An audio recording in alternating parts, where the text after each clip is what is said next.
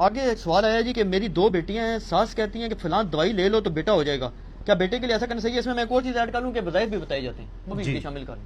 پہلی بات یہ ہے میرے بھائی، یہ ہمارے سب کانٹیننٹ کا بہت بڑا ایشو ہے۔ آج تک کسی ساس نے اپنی بہو کو یہ نہیں کہا کہ بیٹا یہ دوائی لے اور وظیفہ لے تاکہ تیری بیٹی پیدا ہو، کیونکہ نبی علیہ السلام کی بھی بیٹی تھی بڑی، تو میری خواہش ہے کہ تیری بھی بیٹی پیدا ہو۔ اس طرح دی کوئی عقل مند ساس دیکھی جائے؟ اچھا، یہ ہمارا ہندوانہ کلچر ہے جس میں بیٹیوں سے نفرت کی جاتی ہے۔ آج سے 15 سال پہلے کے فگر ہیں کہ انڈیا میں روزانہ 3000 پریگنینسی ضائع ہوتی ہیں جب آئیڈینٹیفائی ہو جائیں کہ یہ بچی ہیں۔ اسی لیے اس وقت انڈیا میں 1 سے 1.5 کروڑ عورتیں مردوں سے زیادہ ہو چکی ہیں۔ مرد جو ہے نا وہ عورتوں سے زیادہ ہو چکے ہیں، بالکل، کیونکہ وہ بچیاں ضائع کرا دیتے ہیں۔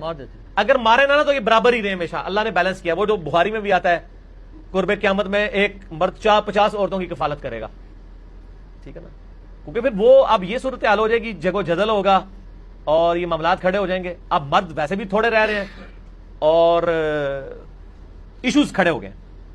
اب کئی مرد جو ہیں وہ جب عورتیں کم پڑ دیں گی تو مردوں کے لیے عورتیں اویلیبل نہیں ہوں گی، اور جب جنگوں میں مرد مریں گے تو عورتوں کا ایشو بن جائے گا۔ دونوں طرف ایشوز رہتے ہیں، اللہ تعالیٰ بیلنس کراتا ہے۔ اس بیلنس کو ہم جنگوں کی شکل میں خراب کرتے ہیں یا پریگنینسی ضائع کرنے کی، میں دونوں اینگل سے بات کر رہا ہوں۔ ویسے اگر یہ بیلنس رہے تو مرد اور عورت برابر ہی رہتے ہیں۔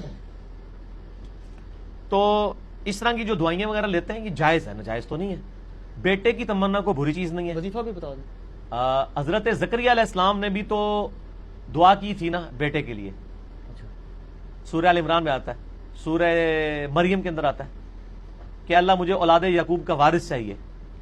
تو اولاد یعقوب کا وارث انہوں نے بیٹی تو نہیں مانگی، بیٹا ہی مانگا ہے۔ تو بیٹے کی خواہش رکھنا کوئی بری چیز نہیں ہے، لیکن اس کے لیے ایکسٹرا تگودو کرنا اور ادم مچا لینا اور آپ مطلب پیر و فقیروں کے پیچھے پھرنا شروع کر دینا، تعویذ دھاگے کروانا شروع کر دینا، وہ غلط ہے۔ وظیفہ ایک ہی ہے، ربنا آتنا فی الدنیا حسنہ وفی الآخرۃ حسنۃ وقنا عذاب النار، ربنا ھب لنا من ازواجنا۔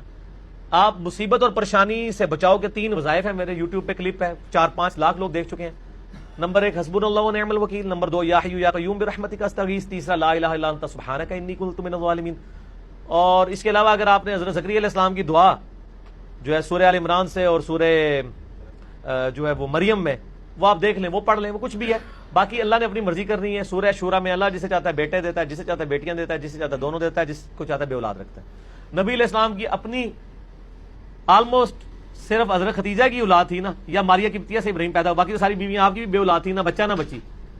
تو بہرحال اس کو اتنا پرابلم بنا لینا، اس کے پیچھے مصیبت کھڑی کر دینا، وہ لگا ہے۔ باقی اس کی خواہش رکھنا اور دوائی علاج کرنا وہ جائز ہے، اس کو کوئی ناجائز نہیں کہتا، لیکن مطلب یہ دونوں ایکسٹریم رویے ہیں، ان سے بچنا چاہیے۔ اب